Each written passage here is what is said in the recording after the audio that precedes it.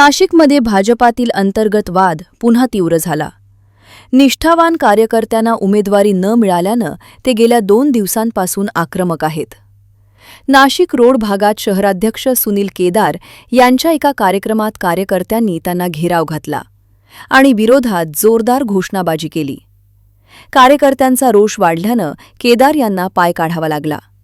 ते म्हणतात, निष्ठावानांना न्याय मिळाला पाहिजे, अन्यथा पक्षाच्या एकजुटीला धोका आहे.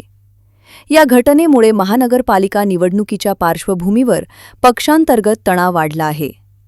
हा वाद कसा सुटेल याकडे सर्वांचे लक्ष आहे. नाशिक भाजपची रणनीती आता काय असेल हे पाहावे लागेल. संविधान न्यूज, नाशिक.